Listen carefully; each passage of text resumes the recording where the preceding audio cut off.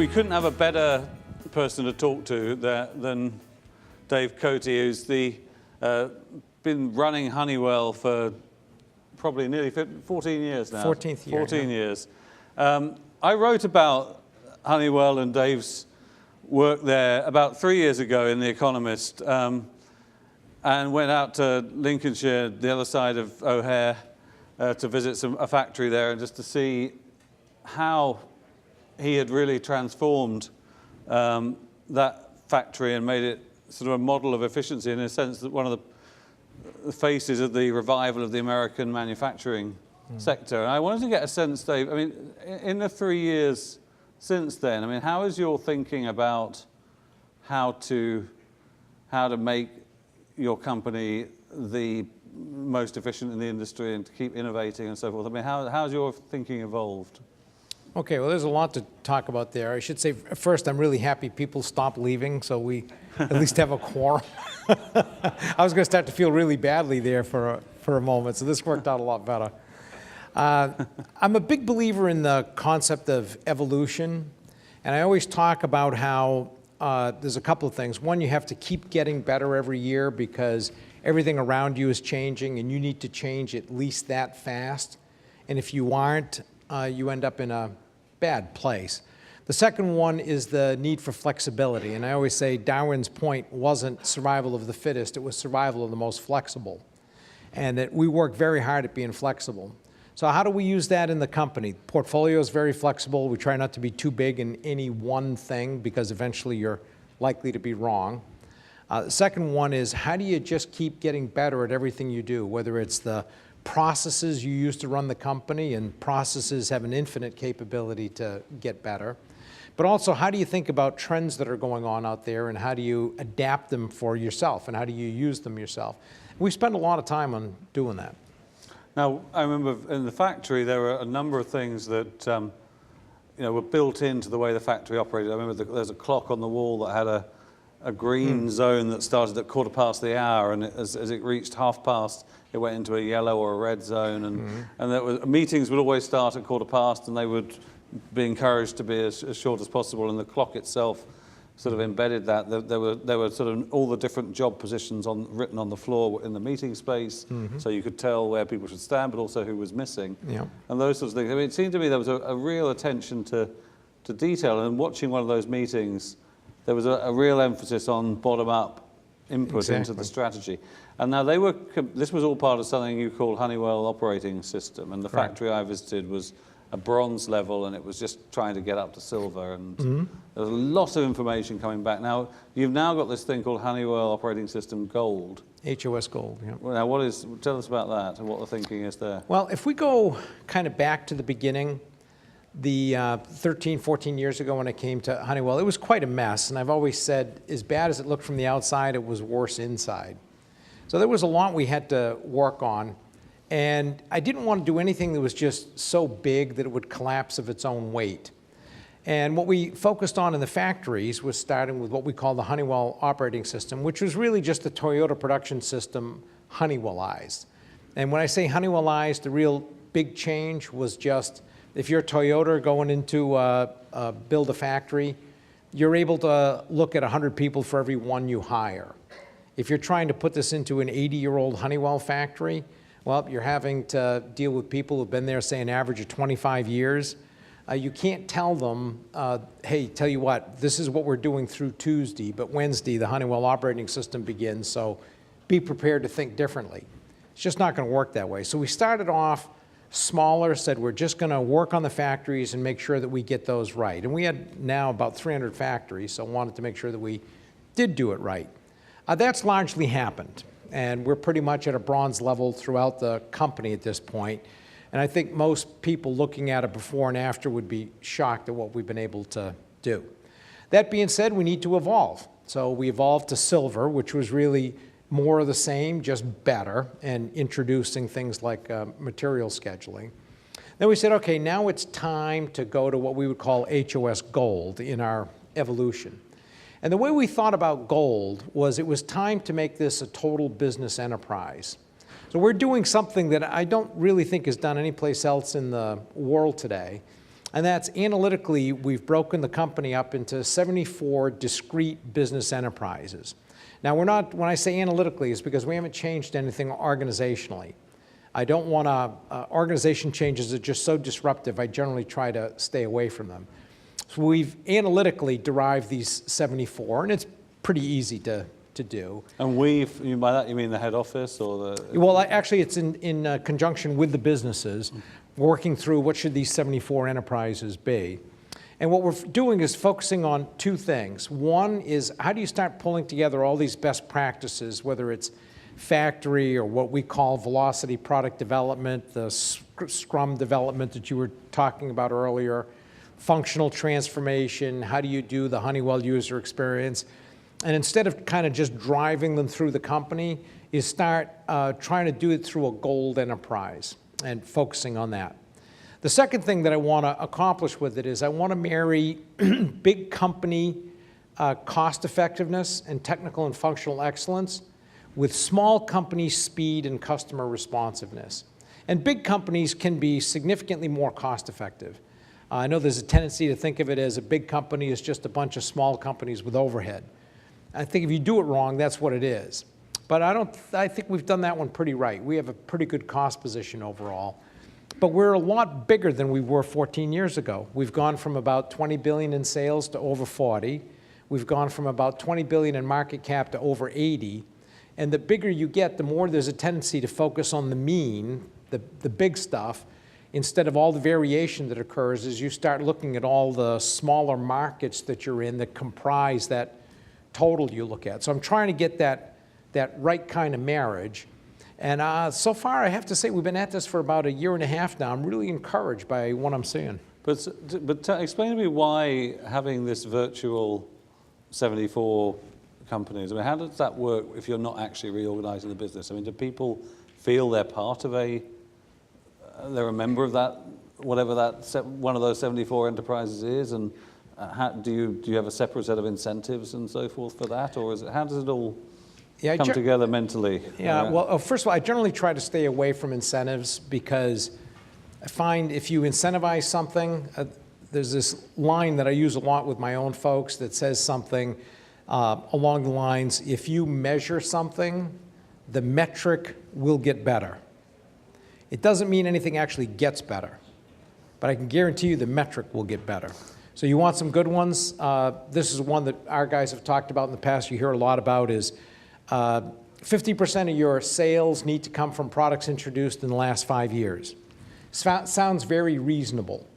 I would tell you I have gamed that metric and people have gamed that metric to me. Because what's the definition of a new product? I just changed the packaging color from green to red.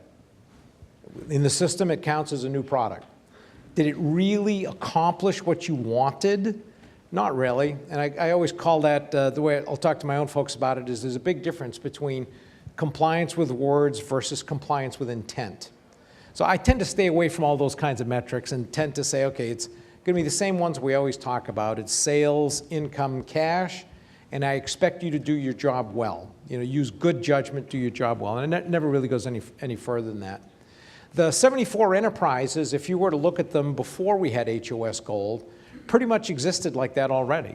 It's just they didn't get the kind of focus that they should have, because if you look at any company, it's usually, especially if you have a lot of products like we do, you have these groupings of products that kind of get agglomerated into a bigger grouping of products that get agglomerated into a bigger grouping of products. And as a result of that, you tend to look at things at this level as opposed to the level at which they're actually competing.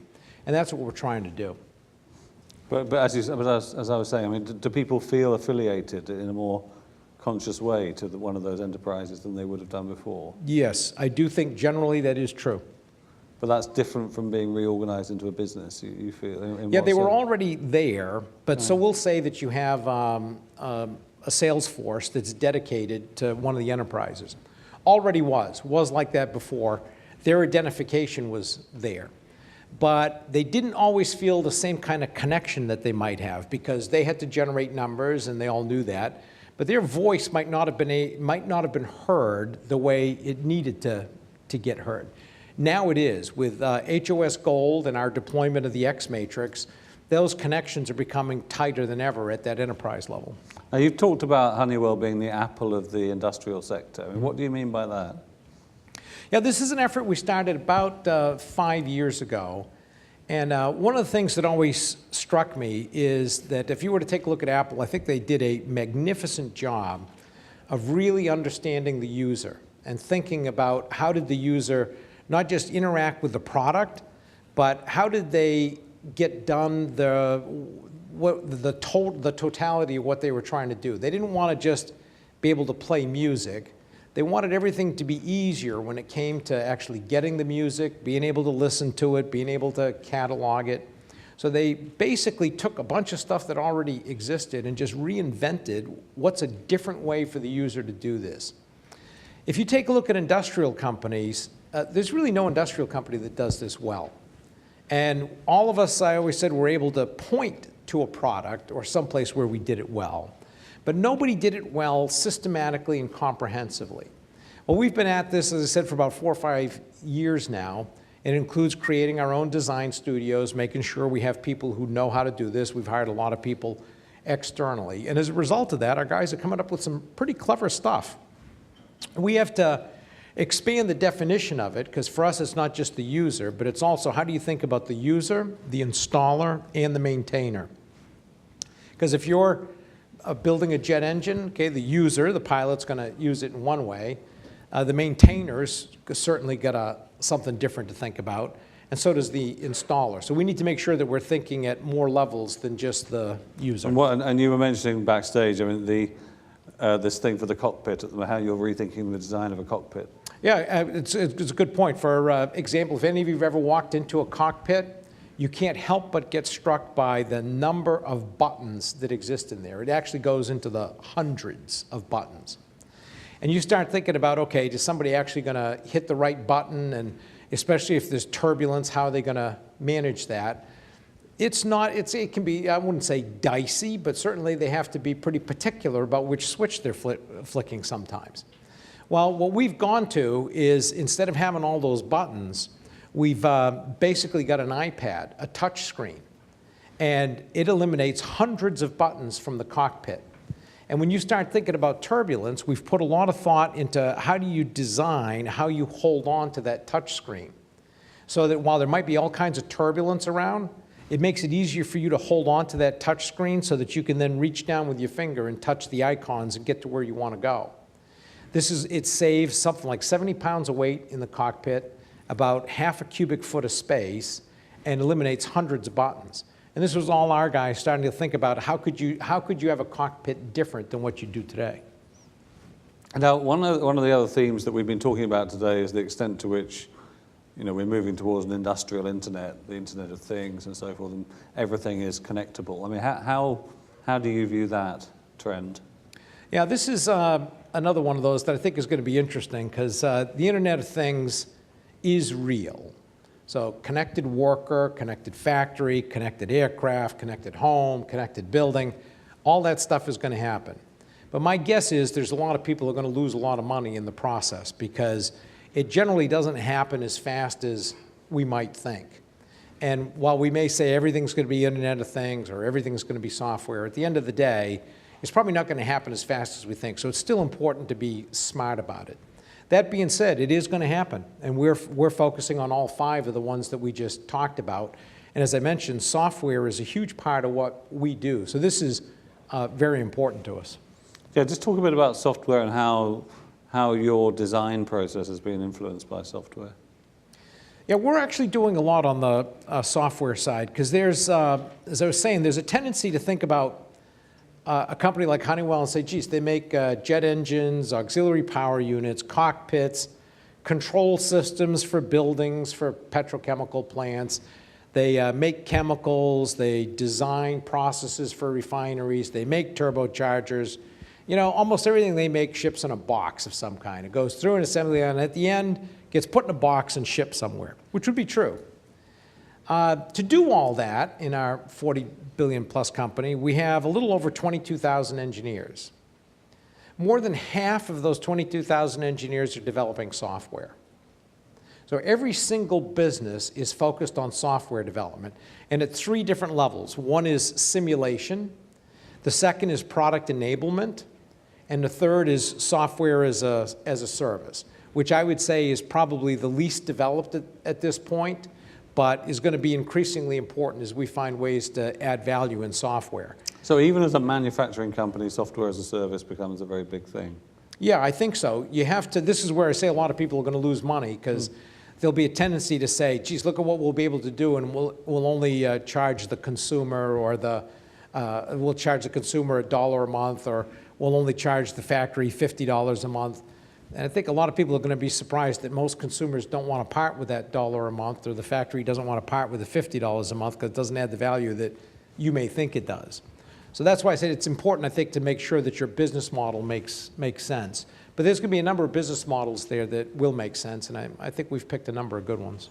And you use these software design to design products and prototype things. I mean, how much is that accelerating your ability to innovate, and how far along the process do you feel you are towards where that is, that whole approach to design of doing it virtually rather than building physical prototypes? I mean, how far along are we to getting rid of that approach altogether and moving to a new entirely virtual approach? Well, when you think of software development, I do believe that there's a couple aspects you got to drive, and I break it up into making the machinery work and ideation, and developing that ideation. And making the machinery work, the reason why I say that's important is this year we will very likely be the first large Western company to be CMMI level 5 across the world. Now, CMMI is something that I'd say most US companies haven't even heard of. The ones that have heard of it have a tendency to say getting to level 3 is adequate, and that's where you get 90% of the benefit. However, the way I've described this is a lot like, in my view, how W. Edwards Deming probably felt in the 50s, when he took all these quality control and process control ideas he had and couldn't get a single US manufacturer to think about it. So instead, the Japanese were interested. They picked it up, and we know what happened in the auto industry, and we now have a significantly better US auto industry because our car companies had to adapt to these quality systems that had been developed in Japan. The same thing is going to happen in software, because there's a bunch of software development that is learnable, is reusable, and that you can make significantly more robust and reliable from the beginning. And that's what CMMI does. And it's, I may get it a bit incorrect here, but it's something like Computer Maturity Model Integrated. Interestingly, it was developed by Carnegie Mellon. Now, if you take a look at who are the companies that tend to be level 5, they're in India and Japan. They're not in the US. And when we take a look at the significance of software at everything we do, we embarked on this again about 4 or 5 years ago to say we need to be CMMI level 5 across the world. Every place where we develop software, all 11,000 people. Now that, though, that's just how do you make the machinery work better. At the same time, you need to do a good job on the ideation side, and not just spinning the ideas and developing a business model, but then also making sure that you're developing something that's really going to be good and work the way you want it to. So whether it's the rapid prototyping, the scrums that people talk about, there's that aspect that needs to be included also. But it's a combination of the things you can routinize and the stuff where you need to be creative, instead of saying all 100% needs to be creative. And I think it's generally true of all development cycles for everything, whether it's mechanical, electrical, or whatever, but it's certainly true in software also. I'm going to go to the audience in a second, but I want to ask you, as you started with the Honeywell operating system, you went to visit Toyota's factory and so forth, and you learnt from other companies. As you look out there now for inspiration, which are the companies that you really regard as the leaders? I mean, obviously Apple is one. Yeah. Who else do you find inspirational? Yeah, it's been a little, as we've gotten better, because we used to spend a lot of our time catching up. I think by and large we've caught up pretty well. So now I'd say I'm trying not to sound arrogant about it, but I do think that we do a pretty good job generally of being more leading edge than a lot of other companies out there. And I look at something as simple as human resources, for example, and what we've been able to do to change how an HR generalist looks at their job and what do they do, and how do we put a lot more of that stuff on the machine so that you don't have them answering benefits questions all the time, make it easy to use. There's a lot of places where I think we're doing pretty well. Toyota is still, I think, the gold standard when it comes to manufacturing. To your point, when it comes to really understanding the user experience, I don't think anybody ever did it as well as Apple did, and that's why we want to be the Apple of the industrial sector. And I'd say there are other software companies that do a better job of that Scrum approach and that rapid prototyping. I don't have any off the top of my head, but that's one where I would say we're nowhere near as good as we could be, but we're continuing to gain ground. And are there any foreign, I mean, apart from Toyota, I mean, is there a Chinese company that you look at, for example, and say, well, they really could eat our lunch in a few years' time or sooner? To me, that's a whole new big topic is China. And to me, that's one of the big phenomena in the world. It's a kind of a bit of a subset of what's going to happen with emerging markets or what we call high growth regions generally. They're going from 1990, they were about 24% of the global economy. 2010, they were about 34% of the global economy. In 2030, it'll be about 47% of the global economy. Not the growth, the entire global economy. What does that mean? They're not going to grow by just having us continue to ship stuff into them. They're developing their own internal companies and their own competition, and no country is doing that as well as China. And I always say to all of our guys that your next big global competitor is more likely to come from China than any place else. And despite how I think a lot of US and European companies and politicians want to be able to look at China and say, yeah, but they're not innovative, I don't think it's always going to be that way. And they continue to evolve and grow at a pace that we just don't even want to acknowledge. And I've often said that when we look at China, oftentimes the discussion is to look at how Japan developed and say, okay, well, that's how China's going to develop. And I think that's the wrong analogy. The right analogy, in my view, is that the 21st century could very well turn out to be that the US is to China as in the 1800s the UK was to the US. And you think about the Industrial Revolution, and a lot of the innovation came out of the UK. And of course, the big IP thieves at the time were us. Thank you for not holding it against us. But all those things that we complain about, the UK was saying the same stuff about the US. Not innovative, they just mass produce stuff, it's cheap, they're never going to be successful. The Crystal Palace exposition showed that that was decidedly different than what anybody had expected. That same possibility exists with the US and China.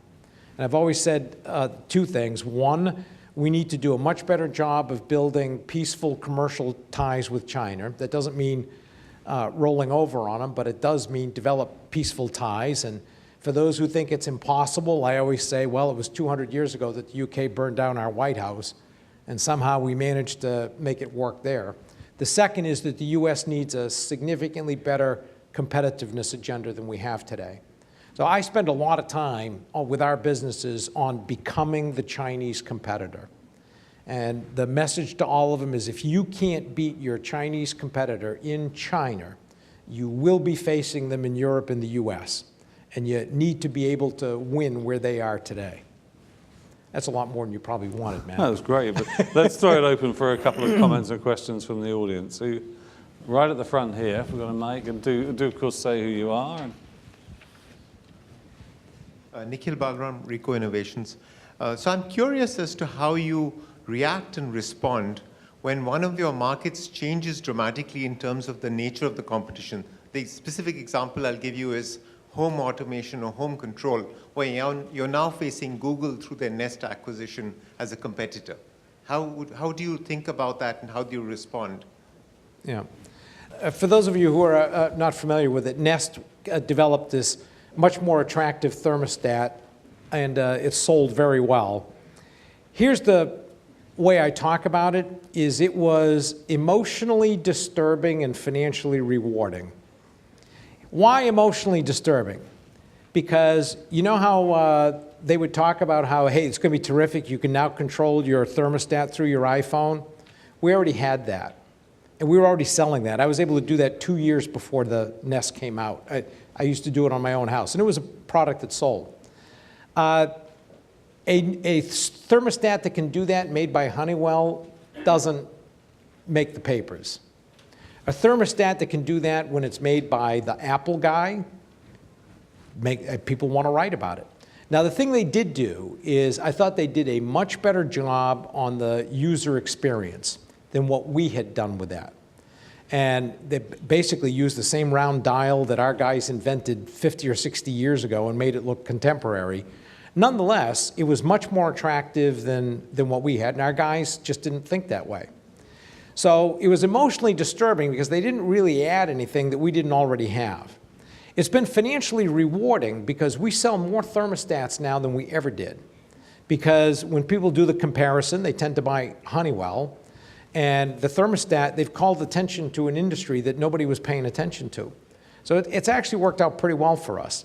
Now, it has caused us, though, to focus a lot more on why didn't we do the Honeywell user experience on this long before, because it was obvious. Now that you see it, it's obvious. We should have done it. We didn't. So I'd say it helped to accelerate that effort and has helped us to think differently about how are we going to develop software and products. Because we had a tendency to, here's our design process. Okay, if we're going to do mobile apps or we're going to do other software, okay, we can interject that here, and geez, we need to do this other piece, and we'll put that in here. And we really just took what was already a relatively cumbersome process that we were trying to make faster.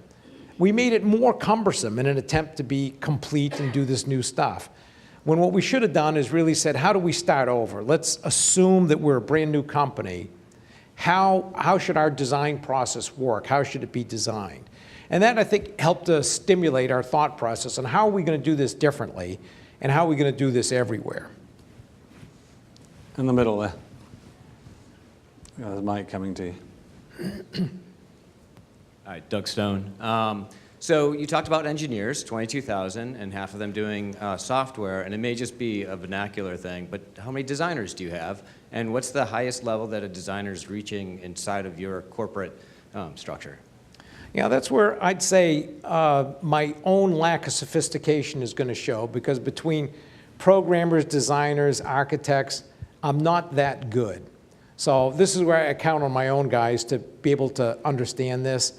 And I'd say the other development that we've been starting to think through is there's a tendency to think of a programmer as a programmer as a programmer, as long as you have somebody doing it. When what you end up learning as you get more into this is the difference between a world-class programmer and the average programmer is like the wide receiver who can run in 4.2 instead of 4.4. One gets intercepted unless Tom Brady's the quarterback, and the other scores a touchdown. And that's one I'd say we're still developing our own understanding and knowledge about what's the best way to do this. So I can't give you the breakdown, but I can tell you my guys are certainly aware of it. But you've now got, you were saying 9 design labs around the world, and you've got... Well, that's more for the kind of the Huey experience, but I think the Honeywell user experience. But I think you were talking more about the 11,000 programmers and how do I think about them and how do I think about their growth. And well, you have people who are trained in design. Yes. And are they achieving levels of management rather than just tactical? I mean, are they in your Yes. C-suite? And No, that part's definitely true. And in fact, the guy who runs our technology operations, a fellow by the name of Krishna Meklaneni, you would look at him and say, this guy's world class. He's on my staff. One more question in the middle here. Hi, Santiago Vallejo from Carson Wagonly Travel. I'm interested on the history of the evolution of Honeywell. So was it a moment or a specific shift in the economy that made you realize that you needed to focus on software and put so many resources on that? Or was it a series of things that made you say, oh, we need to change? Yeah, I'd say it's a combination of the two. So if I were to take the software point that you were raising, I'd say it first struck me when I got to Honeywell 12 or 13 years, somewhere in that range, 12 or 13 years ago. So I got there like 13 and a quarter years ago. It was probably about the 12-year point where I said, geez, we got an awful lot of people doing software. And we actually had an operation in India that was CMMI level 5. And they only had about 500 people. Today, they've got about 7,500. And one of the ways I approached it, because I was a big believer in what software and systems could do for a company, is I thought, okay, one of the ways to do this, given the whole place is such a mess, to the extent I can develop more stuff in this India operation, I'm just going to end up with better software overall, which pretty much worked. I'd say it was a little bit more of an epiphany about 5 years ago when I said, geez, we need to get to CMMI level 5 everywhere. And I was kind of kicking myself saying, I was aware of this, yet I still didn't just have the whole company do it. And I looked at it and said, okay, better to just build the place that already is. And that's when we embarked on this CMMI level 5 process. When it came to how do we do a better job of ideation and Scrum development, that kind of thing, I'd say that's occurred more over the last 2 or 3 years. And again, it was more, maybe not so much an epiphany, but kind of a growing awareness about how we had to do things differently than we did. And it's why, again, I could talk a lot about evolution and just being aware of everything that's going on around you to make sure that you can evolve at least as quickly, hopefully faster than everything around you. And I think, especially for an industrial company, I feel really confident about what our position is versus everybody else right now. And just to wrap up, what's the issue as you look at the year ahead that's going to keep you up at night most, and as you wrestle with, what's the big trend, the big challenge for the future? Well, I guess the short-term one is I fully expect lower oil prices are going to flow through to a stronger economy any minute now. But it just doesn't seem to happen yet.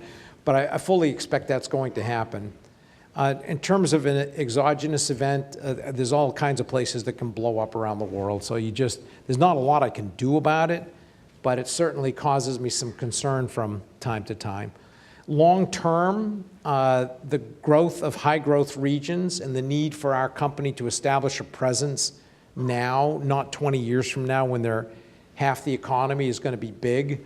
The second one is the one we've been talking about, and that's software. I always say the Industrial Revolution, you could say, took, 150 years. And in this information technology revolution, we're only about 40 years into it. There's probably another 100 years left to go on this, and we need to make sure that we're at the absolute forefront of software development and use in our industries.